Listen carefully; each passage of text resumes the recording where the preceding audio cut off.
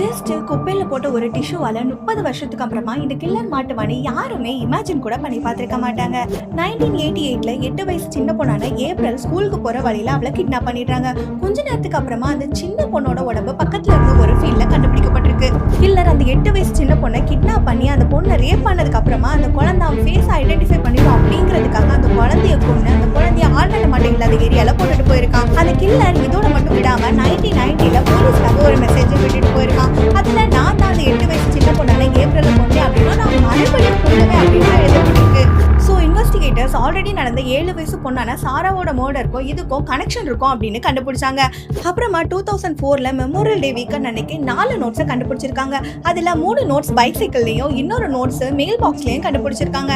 அந்த 3 நோட்ஸும் ஒரு பிளாஸ்டிக் பேக்ஸ்லயும் அந்த பேக்ல யூஸ்டு காண்டம்ஸும் அதுக்கப்புறம் ஒரு மேனோட லோவர் பாடியோட போர்ட்ரேட் பிக்சரும் இருந்திருக்கு. அந்த நோட்ஸ்ல ஹாய் ஹனி நான் உன்னை பார்த்துட்டு இருக்கேன் அப்படின்னும் நான் தான் ஏப்ரல் பொண்ணு கில்லர் அப்படின்னும் இதை நீ போலீஸ் கிட்ட சொல்லல அப்படின்னா என்னோட நெக்ஸ்ட் விக்டிம் நீ தான் அப்படின்னும் இந்த நியூஸ் நாளைக்கு நியூஸ்ல வரலன்னா ஒன்றையும் கொண்டுடுவேன் அப்படின்னு எழுதிருக்கு.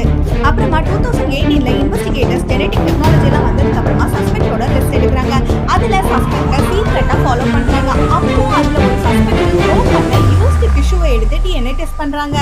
ரிசல்ட் 100% மேட்ச்னு வருது. உடனே போலீஸ் ஜான் டி மில்லர் அப்படிங்கிறவரை அரெஸ்ட் பண்றாங்க. ஜான் டி மில்லர் யார் அப்படின்னா கிரைம் நடந்த ஏரியால சாதாரணமா ஃபேமிலியோட வாழ்ந்துட்டு இருந்த ஒரு லோக்கல் மேனுஃபேக்சரிங் கம்பெனில ஒர்க் பண்ணிட்டு இருந்த ஒரு சாதாரணமான ஒர்க்கர் தான். அப்புறமா இன்வெஸ்டிகேஷன்ல எல்லாத்தையும் பண்ணது நான் தான் அப்படின்னு அவர் ஒத்துக்கிட்டதால அவருக்கு 80 வருஷம் ஜெயில் தண்டனை கொடுத்திருக்காங்க. எப்படியோ 30 வருஷத்துக்கு அப்புறமா அந்த சின்ன பொண்ணு ஏப்ரலுக்கு நடந்த கொடுமைக்கு அவளுக்கு நீதி கிடைச்சிருக்கு.